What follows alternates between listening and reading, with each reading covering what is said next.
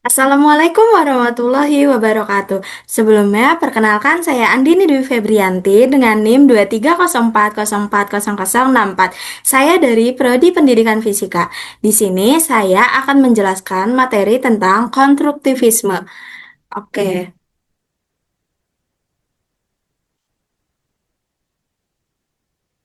Penjelasan yang akan saya jelaskan mencakup dari definisi, prinsip, karakteristik, langkah, kelebihan, serta kekurangan konstruktivisme.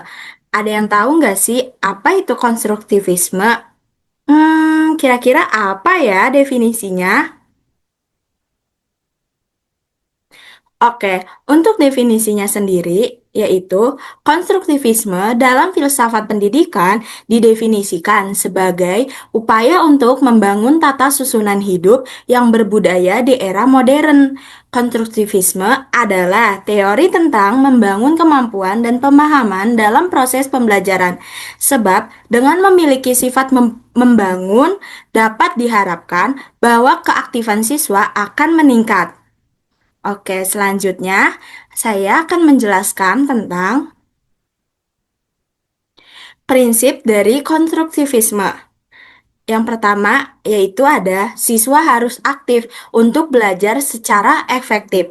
Lalu ada anak-anak belajar dengan lebih baik dengan menyelesaikan berbagai konflik kognitif yang merupakan konflik antara berbagai ide dan konsepsi. Selanjutnya, kegiatan belajar yang berfokus pada konsep besar dan eksplorasi yang memungkinkan siswa mengkonstruksikan makna. Lalu, ada konstrukti pengetahuan tidak terbatas pada individu. Belajar juga dibangun melalui interaksi dengan orang lain, seperti teman sebaya, guru, orang tua, dan lainnya. Lalu, prinsip konstruktivisme ada guru harus memahami teori belajar dan perkembangan anak untuk menilai belajar dengan lebih akurat. Selanjutnya, selain itu, belajar selalu dapat konseptualisasikan. Kita mempelajari fakta dalam konteks, bukan secara abstrak. Selanjutnya, belajar secara benar-benar mendalam berarti mengembangkan pengetahuan secara menyeluruh melalui penelitian. Yang selanjutnya, mengajar sebagai pemberdayaan siswa yang memungkinkan mereka menemukan dan merenungkan pengalaman nyatanya. Oke, setelah prinsip, kita akan membahas tentang karakteristik dari konstruktivisme. Yang pertama, pengetahuan berasal dari konstruksi manusia dan bukan sepenuhnya representasi fenomena atau objek. Kedua, terbentuk dalam lingkungan sosial tertentu. Pengetahuan dipengaruhi oleh kekuatan sosial yang ada di lingkungan tersebut. Selanjutnya, pengetahuan tidak pasti. Pengetahuan tidak abadi karena diciptakan oleh manusia dan selalu berubah. Sejarah telah menunjukkan bahwa apa yang dianggap benar pada satu waktu ternyata salah pada waktu berikutnya. Oke, ada langkah-langkah dari konstruktivisme. Yang pertama, siswa diberi kesempatan untuk meningkatkan pengetahuan mereka dengan melakukan latihan, melakukan eksperimen, dan berbicara sesama siswa, seperti teman sebaya. Lalu, yang kedua, guru harus menciptakan situasi di mana siswa dapat terlibat secara aktif dalam pelajaran dengan mengolah bahan dan berinteraksi dengan orang lain. Yang ketiga, guru harus mengajar dengan cara yang membuat siswa menjadi aktif dan terlibat dalam pembelajaran. Contohnya itu mengamati fenomena, mengumpulkan data, merumuskan dan menguji hipotesis, dan bekerja sama dengan orang lain. Contohnya bisa dapat seperti belajar berkelompok.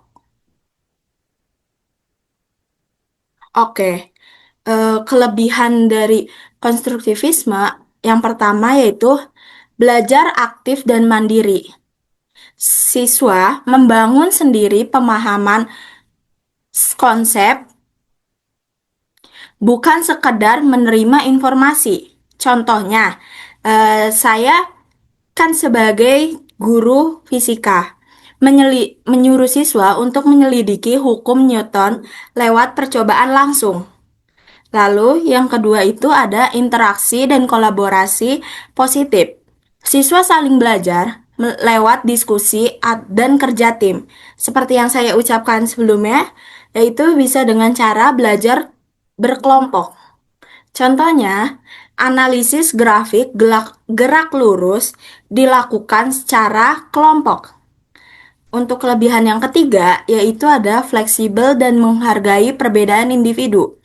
Guru jadi fasilitator, dan siswa bebas mengaitkan pengalaman pribadi.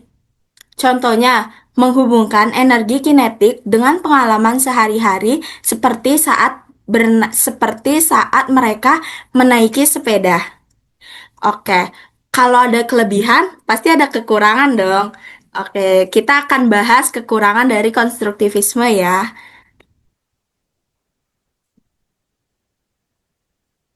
Oke, untuk kekurangannya sendiri, yang pertama ada berpotensi miskonsepsi. Karena siswa mengonstruksikan pengetahuannya sendiri. Tidak jarang hasilnya tidak sesuai dengan kaidah ilmiah, sehingga bisa menimbulkan miskonsepsi. Contohnya nih ya, siswa salah memahami konsep gaya karena eksperimen tanpa arahan jelas dari gurunya. Jadi, sebelum eh, gurunya memberi arahan untuk belajar berkelompok dan mereka observasi sendiri gitu, atau eksperimen sendiri secara kelompok itu, guru harus memberi arahan yang secara jelas sejelas-jelasnya supaya tidak terjadinya miskonsepsi pada siswa. Oke, yang kedua, butuh waktu dan fasilitas. Kecepatan belajar siswa itu berbeda-beda, dan tidak semua sekolah punya sarana yang mendukung pembelajaran aktif. Contohnya, kurangnya alat percobaan bisa menghambat kegiatan eksplorasi. Oke, selanjutnya yaitu ada evaluasi dan panduan belajar kurang terstandar. Karena tiap siswa membangun pengetahuan sendiri. Hasil belajar sulit dinilai objektif dan bisa berbeda-beda. Guru juga bisa terlalu mengandalkan pengetahuan awal siswa tanpa cukup membantu konsep baru.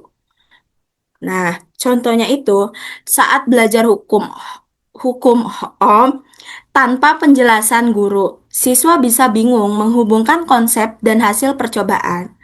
Oke, jadi untuk apa ya, mengurangi atau menghindari kekurangan konstruktivisme pada poin satu dan kedua, itu sebaiknya sebagai guru harus memberikan arahan yang sangat jelas, sejelas-jelasnya sebelum memberikan tugas kepada siswa untuk eksperimen sendiri.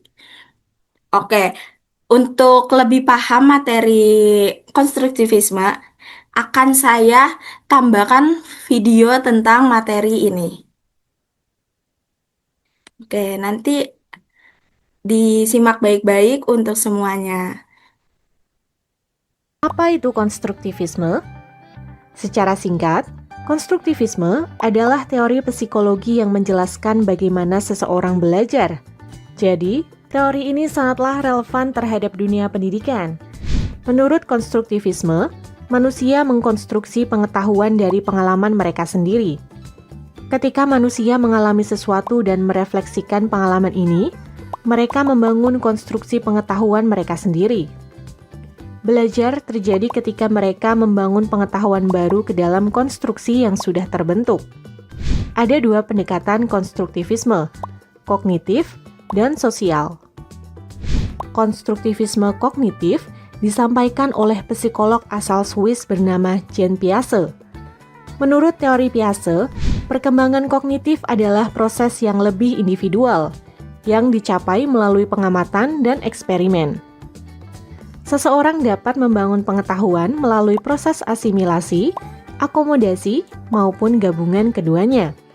Asimilasi artinya mengambil dan menempatkan informasi baru ke dalam pengetahuan yang sudah ada. Sementara, akomodasi artinya menggunakan informasi baru untuk mengubah atau mengembangkan pengetahuan yang ada. Sebagai ilustrasi, seorang anak awalnya tahu kalau hewan berkaki 4 dan berbulu disebut anjing. Ketika anak tadi melihat kucing untuk pertama kalinya, ia mengira itu juga anjing. Menempatkan kucing ke dalam pengetahuannya tentang hewan berkaki 4 dan berbulu dinamakan proses asimilasi. Namun, setelah itu, anak diberitahu kalau ada hewan lain yang juga berkaki 4 dan berbulu, yang disebut kucing. Sekarang, anak jadi tahu kalau hewan berkaki 4 dan berbulu bisa jadi kucing, bukan hanya anjing. Mengembangkan pengetahuannya tentang hewan berkaki 4 dan berbulu dinamakan proses akomodasi. Adapun konstruktivisme sosial disampaikan oleh psikolog asal Rusia bernama Lev Vygotsky. Menurut teori ini, perkembangan kognitif adalah proses sosial yang dicapai melalui interaksi sosial atau kolaborasi. Dalam konstruktivisme sosial, setiap anak memiliki zona perkembangan proksimal atau ZPD. ZPD adalah potensi perkembangan anak yang dapat dicapai dengan adanya bantuan atau bimbingan dari orang yang lebih paham atau lebih berpengalaman. Orang yang dimaksud misalnya orang tua, guru, pelatih, atau tutor sebaya.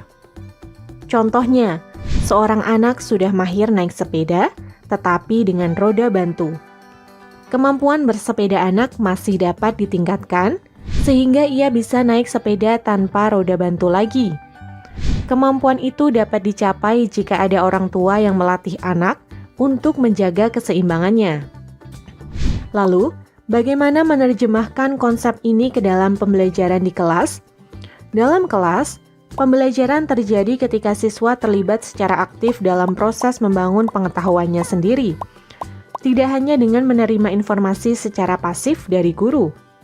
Dengan kata lain, siswalah yang menciptakan pengetahuannya bagi dirinya sendiri.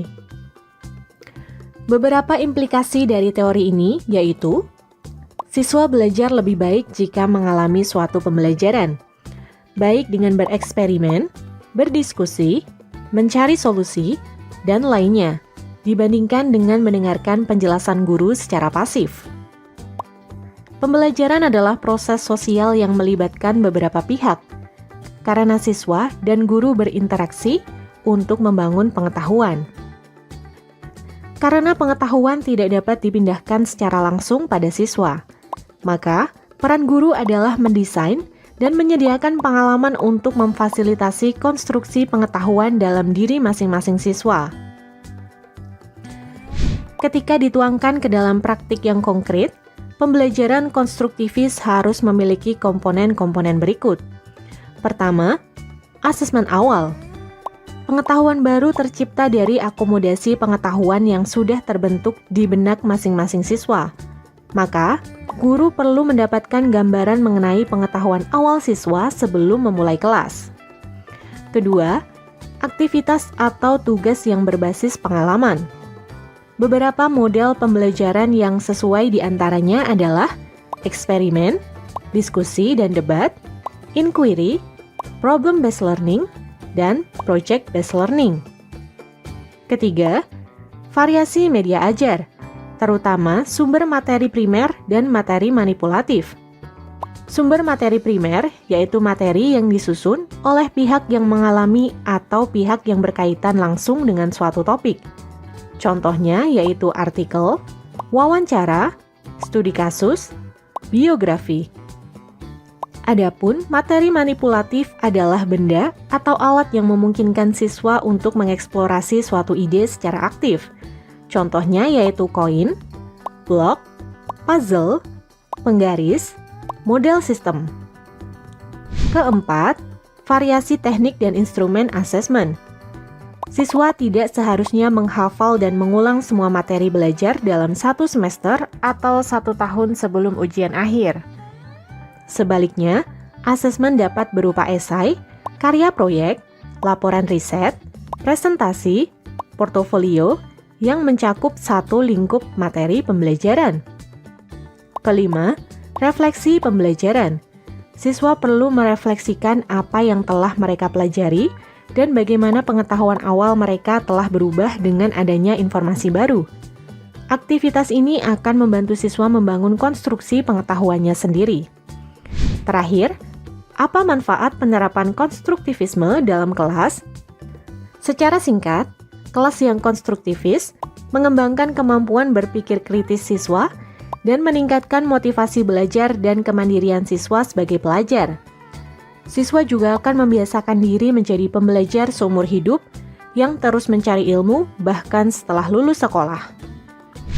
Setelah menonton video tersebut, di sini saya akan menyimpulkan dari video tersebut. Konstruktivisme merupakan teori belajar yang menyatakan bahwa pengetahuan dibangun oleh individu melalui pengalaman dan interaksi dengan lingkungan. Pendekatan ini bertujuan untuk mengembangkan pemahaman yang mendalam, keterampilan berpikir kritis, serta kemampuan siswa dalam menerapkan pengetahuan pada berbagai konteks kehidupan nyata. Oleh karena itu, pembelajaran akan berpusat pada siswa dan guru, seperti yang sudah saya jelaskan sebelumnya, hanya berperan sebagai fasilitator yang membimbing proses belajar. Siswa didorong untuk menjadi mandiri dan aktif dalam mengeksplorasi pengetahuan, termasuk melalui penulisan esai yang lebih menekankan proses daripada hasil. Dalam penerapannya, konstruktivisme melibatkan metode pembelajaran aktif seperti diskusi kelompok, proyek kolaborasi, serta kegiatan kerjasama antar siswa. Selain itu, proses penyelidikan dan penemuan konsep melalui pemanfaatan pengetahuan yang telah dimiliki akan ditekankan, sehingga siswa dapat membangun pemahaman baru secara bermakna. Di samping itu, pendekatan ini juga mendorong evaluasi diri, di mana siswa menilai sendiri kemajuan dan pemahaman mereka sebagai bagian dari proses pembelajaran yang reflektif dan berkelanjutan. Oke, secara garis besar aja ya, berarti konstruktivisme itu teori yang menyatakan bahwa pengetahuan dibangun oleh individu melalui pengalaman dan interaksi dengan lingkungan. Dan pada pembelajaran konstruktivisme, siswa itu belajar tidak berpusat pada guru, karena guru hanya sebagai fasilitator yang membimbing proses pembelajaran mereka. Sehingga pada pembelajaran ini mereka lebih diarahkan untuk seperti belajar berkelompok, terus apa eksplorasi eksplorasi yang berkelompok juga, terus proyek kolaborasi dan diskusi kelompok. Oke, mungkin oke untuk yang nanti mau nonton videonya juga bisa scan kode berikut di bawah, kode QR berikut.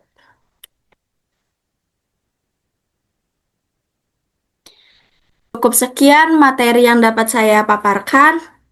Selebihnya saya mohon maaf. Wassalamualaikum warahmatullahi wabarakatuh. Dadah. Hai.